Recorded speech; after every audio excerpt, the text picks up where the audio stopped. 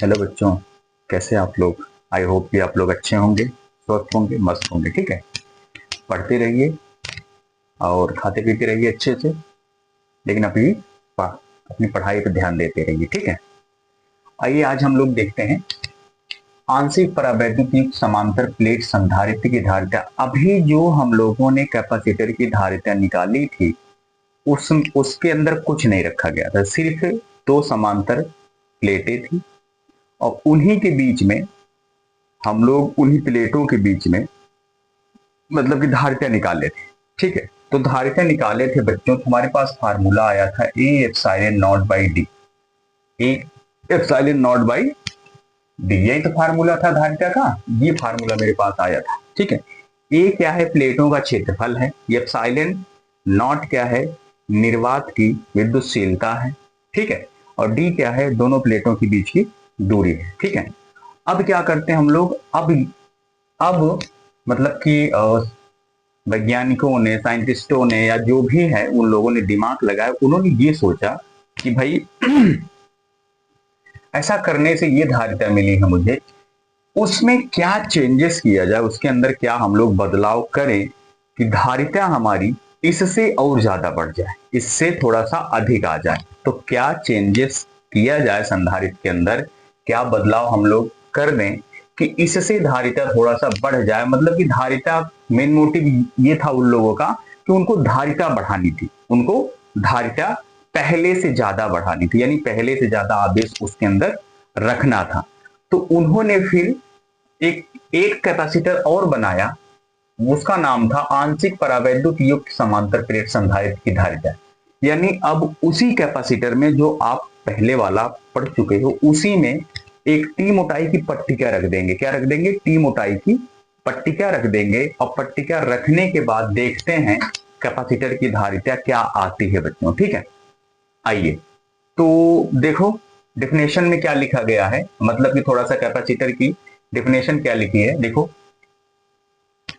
माना एक समांतर प्लेट संधारित्र दो प्लेटों x व y से मिलकर बना है, जिनकी बीच की दूरी d है तथा अनुप्रस्थ क्षेत्रफल कैपिटल ये है। ये तो सब में लिखा जाएगा, ये इतनी डिफिनेशन आपकी सब में लिखी जाएगी। ठीक है, फिर कैपिटल के परावैद्युतांक वाले टी मोटाई की पट्टिका रखी गई है ना, प्लेटों के बीच में रखी जाएगी बच्चों। ठीक है ना, प्लेटों के बीच में कैपिटल के परावैद्युतांक वाले, ठीक है, ये वाले टी मोटाई की पट्टिका रखी गई है, जहां टी जो है वो डी से कम है, टी जो है वो डी से कम है। प्लेट x को प्लस क्यू आवेश दिया जाता है तथा प्लेट y को पृथ्वी से जोड़ देते हैं। दोनों प्लेटों का पृष्ठीय आवेश घनत्व प्लस सिग्मा व माइनस का सिग्मा है, जहां सिग्मा बराबर हो जाएगा क्यू अपान ए। ठीक है, अब इनके हिसाब से वो कैपेसिटर बनाते हैं हम लोग। ठीक है, कैपेसिटर बनाते हैं। देखो तो कैपेसिटर कैसे बनाते हैं, पहले बना लेते हैं। देखो थोड़ा सा बढ़िया सा बनाते हैं ताकि आपको अच्छे से दिखे। ठीक है बच्चों,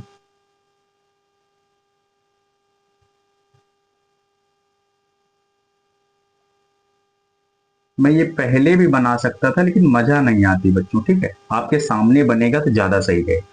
ठीक है, मैं ये पहले भी बना के रख सकता था लेकिन अच्छा नहीं लगता। ठीक है, ये प्लेट आपकी x है, ये प्लेट आपकी y है। ठीक है, x को आपने क्या दिया बच्चों, प्लस क्यू आवेश, तो यहां क्या दिया आपने, प्लस क्यू आवेश। ठीक है, x को दे दिया। इसके अंदर बच्चों एक पट्टिका रखी गई है टी मोटाई की। ठीक है, ये देखो, ये पट्टिका है जिसकी मोटाई बच्चों टी है, जिसकी मोटाई टी है। ठीक है, समझिएगा, मोटाई क्या है, टी है, ये पट्टिका है। ठीक है, ये पट्टिका है बच्चों, और इसके अंदर जो परावैद्युतांक भरा गया है वो कैपिटल के है। इसका परावैद्युतांक क्या है, कैपिटल के है। ठीक है, कैपिटल के है। अब थोड़ा सा समझिएगा बात को, दोनों प्लेटों के बीच की दूरी, एक ये प्लेट है, एक ये है, इन प्लेटों के बीच की दूरी, दूरी जो है वो क्या है बच्चों, स्मॉल का डी है, स्मॉल का डी। पट्टिका की मोटाई क्या है, टी है। बात को समझिएगा, ठीक है। थोड़ा सा दिख नहीं रहा होगा तो थोड़ा सा बढ़िया बना देते हैं, ये देखो, ठीक है। पट्टिका की मोटाई स्मॉल टी है, ठीक है। अब क्या करते हैं, हम लोगों ने प्लेट यक्स को प्लस क्यू आवेश दिया है, तो हो जाएगा प्लस, ठीक है, हो जाएगा प्लस। अंदर बना लो बच्चों, ठीक है, मन करे तो अंदर ही बनाओ, चलो बेहतर बना लेते हैं। प्लस यहां क्या होगा, माइनस। इसको क्या करेंगे बच्चों, इसको हम धरती से जोड़ेंगे, इसको हम लोग धरती से जोड़ देंगे, ठीक है। ये है पृथ्वी से संबंधित है, ठीक है, ये पृथ्वी से जुड़ा है, ओके। अब क्या करते हैं, थोड़ा सा देखो, वैद्युत क्षेत्र बनेगा, इसके भीतर क्या बनेगा, वैद्युत क्षेत्र बनेगा। यहां खाली खाली जगह जहां है, मतलब कि प्लेटों के बीच की दूरी वाले एक खाली जगह भी, एक यहां एक यहां, यहां जो वैद्युत क्षेत्र बन रहा है बच्चों, वो मैंने मान लिया E1 है। तो यहां भी कौन बनेगा, खाली जगह है, E1 होगा। और जो पट्टिका के भीतर वैद्युत क्षेत्र है वो E2 बन रहा है। कौन सा बन रहा है बच्चों, E2 बन रहा है। कौन सा बन रहा है, E2 वैद्युत क्षेत्र बन रहा है, ठीक है। तो E2 वैद्युत क्षेत्र बन रहा है। थोड़ा सा ऐसे थोड़ा सा दिखाए हैं ताकि मतलब कि ये सघन है, थोड़ा सा ऐसे लगे, हाँ, पट्टिका रखी गई बच्चों, ओके। तो वैद्युत क्षेत्र, प्लेट के अंदर वैद्युत क्षेत्र E2 है, और प्लेट का परावैद्युतांक क्या है, K है। और जहां खाली जगह है वहां वैद्युत क्षेत्र E1 है, यहां भी खाली है तो E1, और सेम ये भी तो होगा ऐसे, तो यहां भी हो जाएगा वैद्युत क्षेत्र E1। अब क्या निकालना है बच्चों, C बराबर पढ़े हो धारिता, C बराबर Q बटा V, C बराबर Q बटा V।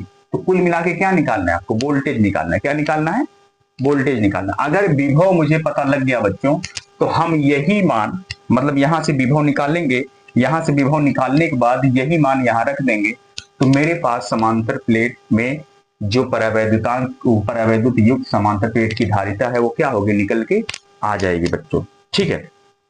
देखो, एक चीज मैं आपको क्लियर कर देना चाहता हूं, अगर चीजों को समझना है, ठीक है, चीजों को समझना है तो वीडियो बच्चों लंबा बनेगा, ठीक है। वीडियो क्या होगा, लंबा बनेगा, फिर आपको देन आपको उसका फील आएगा, ठीक है, फिर आपको उसका फील आएगा। लेकिन अगर आपको नहीं समझना है तो मतलब कि अगर नहीं समझना है तो ऊपर ऐसे करके चले जाएं तो हो जाएगा छोटा सा वीडियो, तो कोई मतलब नहीं बनेगा। व्यक्ति पढ़ता है तो उसको याद करने के लिए पढ़ता है, उसकी समझ विकसित करने के लिए पढ़ता है, ठीक है। आप ना भी सीखो पंखे का टॉर्क बढ़ाना, पंखे का आरपीएम इंक्रीज करना, लेकिन आप पढ़े हो तो अच्छे से, तो कोई भी रोटेटिंग पंखा हो, मोटर हो, कुछ भी हो, आप उसका आरपीएम भी बढ़ा सकते हो, उसका टॉर्क भी बढ़ा सकते हो। लेकिन ये डिपेंड करता है आपने कितने अच्छे से फिजिक्स को सीखा है, ठीक है। जब तक आप अच्छे से सीखोगे नहीं, पढ़ोगे नहीं, तब तक आपके समझ में फिजिक्स नहीं आएगी, ठीक है। रट्टा तो दुनिया मारती है बचपन से, है ना, बचपन से ही रट्टा मारना सिखाया जाता है।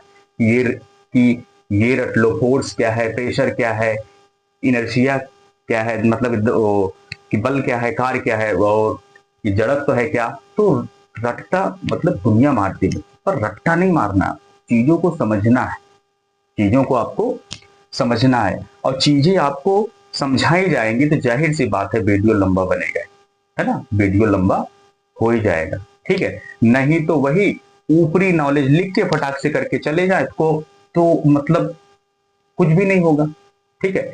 फिजिक्स में जो स्टेटमेंट करने के बाद लास्ट में फार्मूला लेके आते हैं ऐसे, उस फार्मूले का कोई ना कोई मतलब है, उस फार्मूले का कोई ना कोई मतलब है, वो फालतू नहीं लाया गया बच्चों, ठीक है। तो जब तक उस फार्मूले का मतलब आप नहीं समझ पाओगे, तब तक आपके अंदर फिजिक्स का मतलब कि फिजिक्स आप समझ ही नहीं पा रहे, ठीक है। रट्टा तो दुनिया मारती, और रटने से चीजें कुछ होती नहीं है। तो आपको चीजों को समझना है ताकि इन फ्यूचर आप लोग बेहतरीन कर सको, किसी भी एरिया में अपना मतलब कि अपना फ्यूचर आप लोग मतलब ब्राइट कर सको, ठीक है। तो चीजों को आपको समझना होगा बच्चों, ठीक है।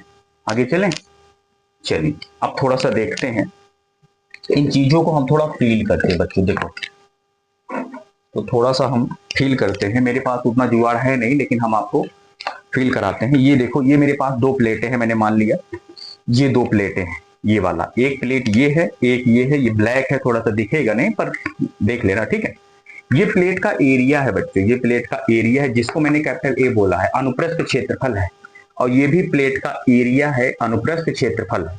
तो दो प्लेटें देखो, दो प्लेटें ऐसे एक दूसरे के समांतर ऐसे रखी गई, ये दिख रहा है, एक दूसरे के समांतर ऐसे रखी गई हैं। और इनके बीच में एक टी मोटाई की पट्टी क्या रखी गई बच्चों। तो थोड़ा सा हम आपको फील कराते हैं। मान लिया ये मेरा ये कागज जो है, ये टी मोटाई की पट्टी क्या है, तो ऐसे रखेंगे। थोड़ा सा होल, एक सेकंड बच्चों।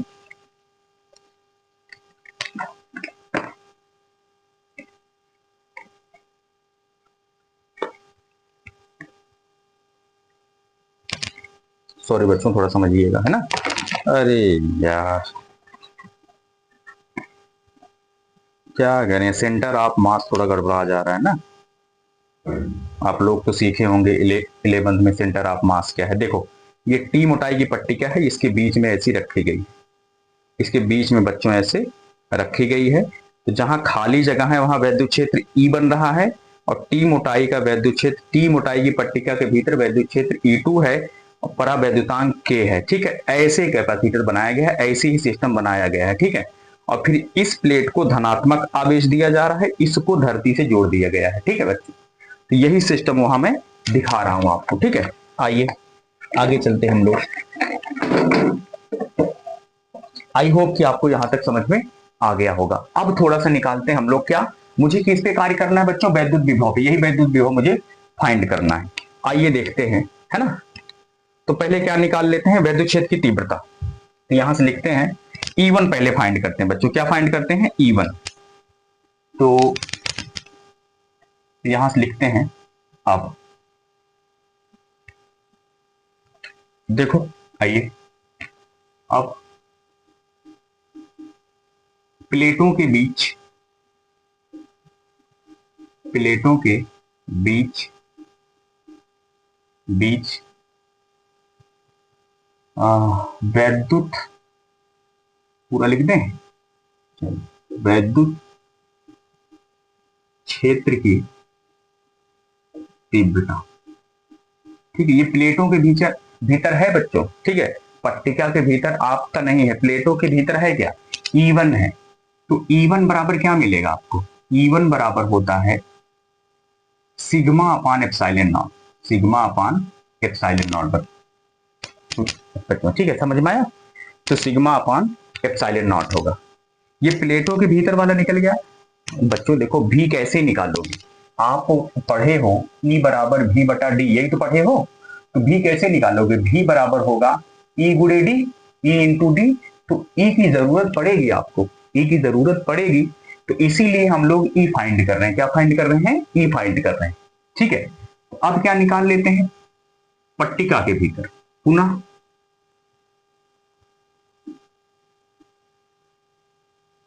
पट्टिका के भीतर, पट्टिका के भीतर वैद्युत क्षेत्र की तीव्रता, ठीक है। चीजों को समझिएगा बढ़िया से, ठीक है।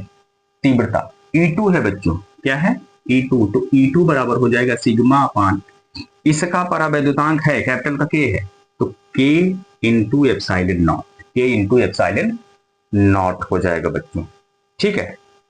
तो K इंटू एप्सिलॉन नॉट बन जाएगा। अब थोड़ा सा देखते हैं, अब थोड़ा सा देखते हैं, अब थोड़ा सा क्या निकाल लेते हैं हम लोग, प्लेटों के बीच वैद्युत विभवांतर, है ना। प्लेटों की अलग अलग निकालेंगे। अब ऐसा मत करना आपकी टोटल वैद्युत क्षेत्र फाइंड कर लो, दोनों को जोड़ दो, है ना। ऐसा मत करना, अलग अलग हम लोग निकाल लेंगे। आओ देखते हैं। अब प्लेटों के बीच, प्लेटों के बीच क्या बच्चों, विभवांतर, ठीक है। विभवांतर, देखो विभवांतर क्या होगा, विभवांतर आप क्या फार्मूला पढ़े, देखो ध्यान से समझना, ठीक है, ध्यान से समझना। ये थोड़ा सा मतलब यही चीज थोड़ा सा टफ है, बाकी कुछ भी नहीं है। देखो यहां से E बराबर होता है V बाई डी, तो यहां से V बराबर क्या होगा, E into D. E into D.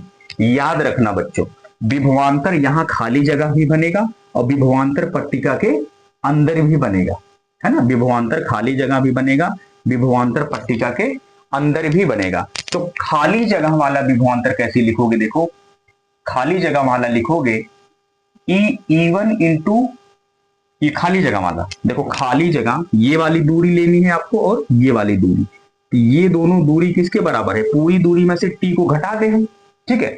पूरी दूरी में से अगर टी मोटाई वाली पट्टिका में निकाल दूं तो ये वाली दूरी, ये खाली जगह वाली दूरी मिल जाएगी कि नहीं मिल जाएगी, ठीक है।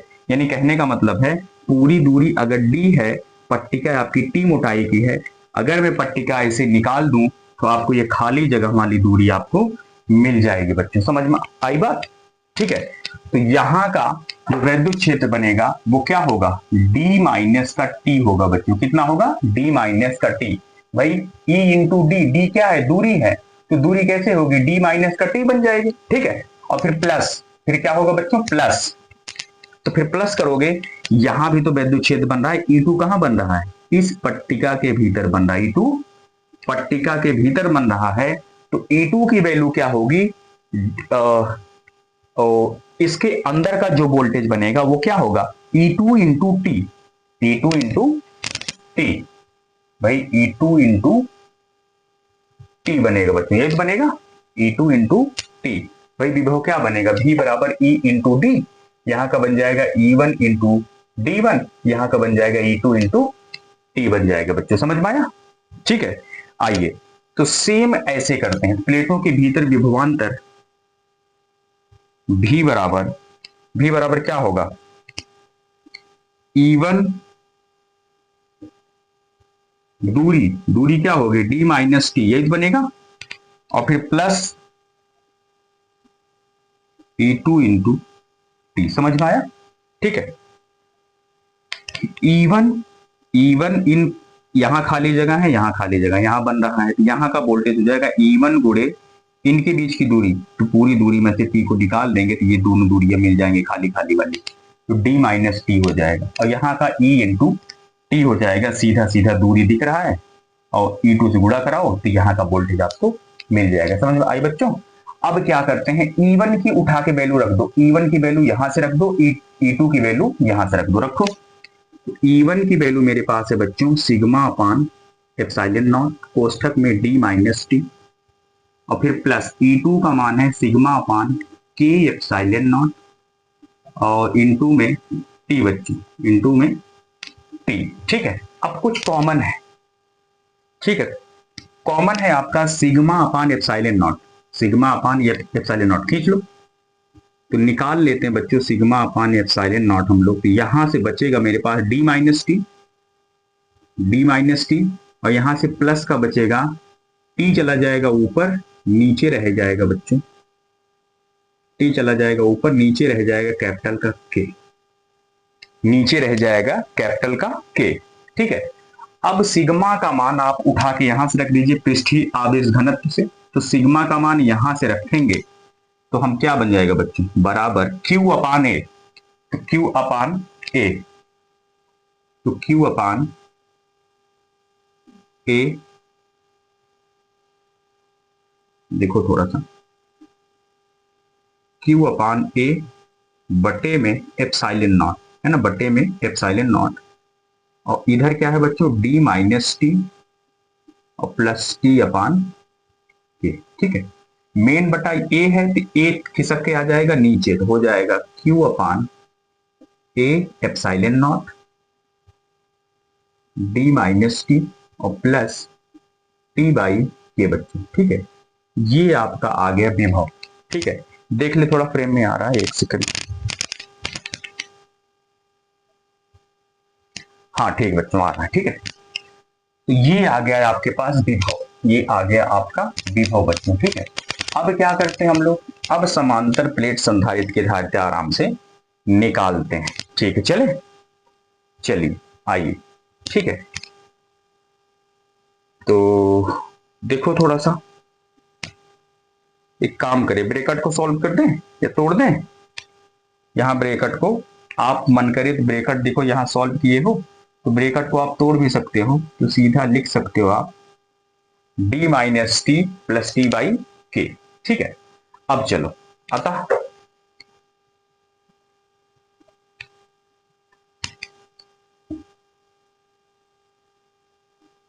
संधारित्र की धारिता, संधारित्र की धारिता, ठीक है, तो क्या होता है C बराबर Q बटा V, यही तो फार्मूला पढ़े हो। ठीक है, उठा के V का मान वहां रखो, तो रखेंगे तो Q बटा V का मान क्या है बच्चों, Q upon A epsilon not कोष्ठक में D minus T plus T अपान के,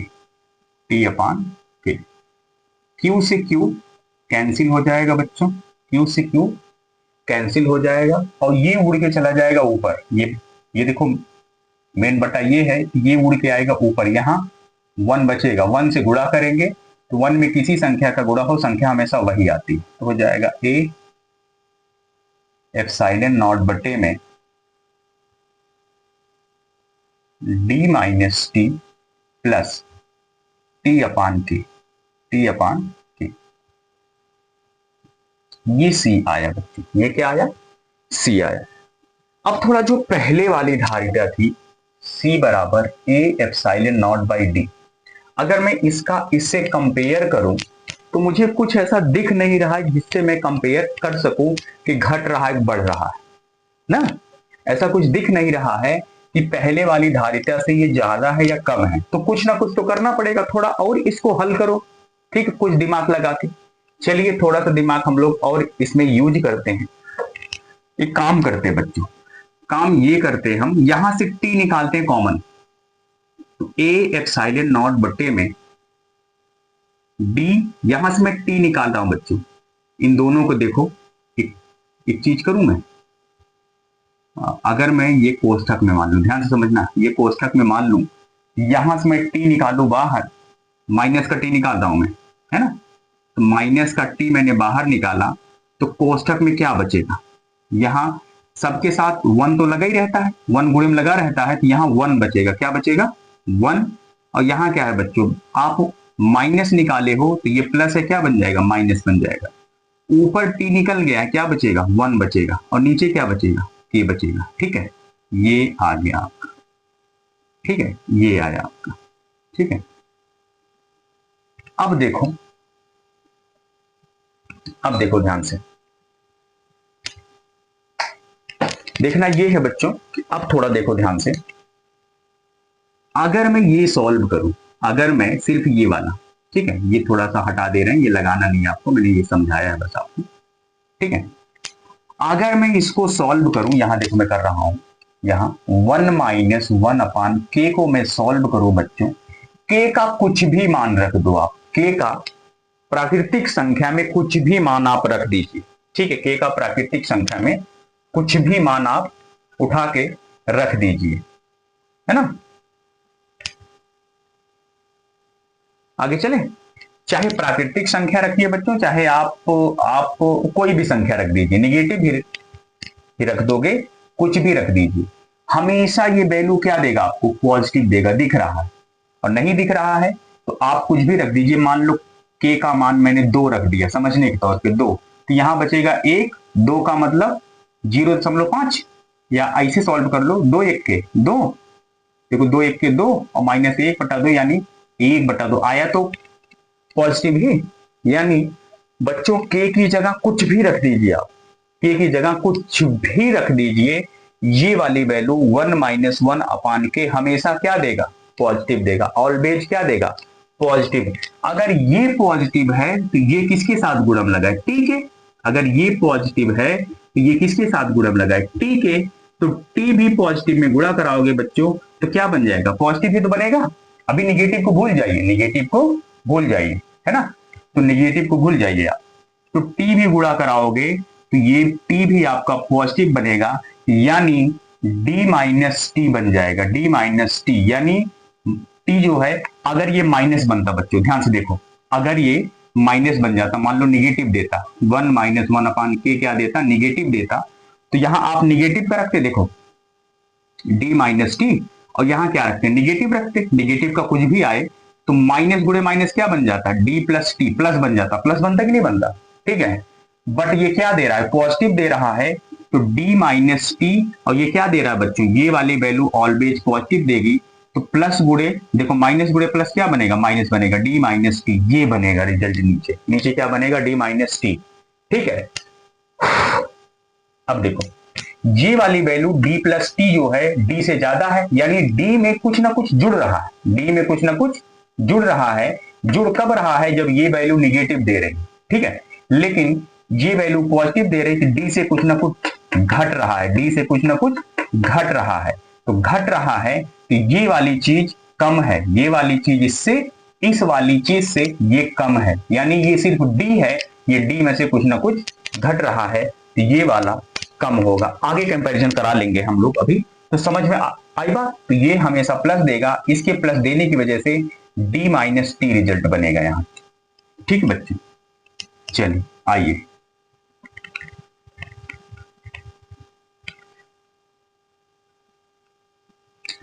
चूंकि यहां से लिख सकते हैं, ये थोड़ा सा आप ताला मार लीजिए,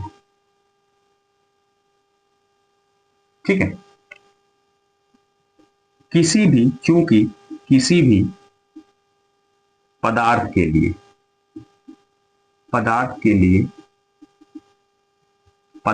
लिए k का मान सदैव एक से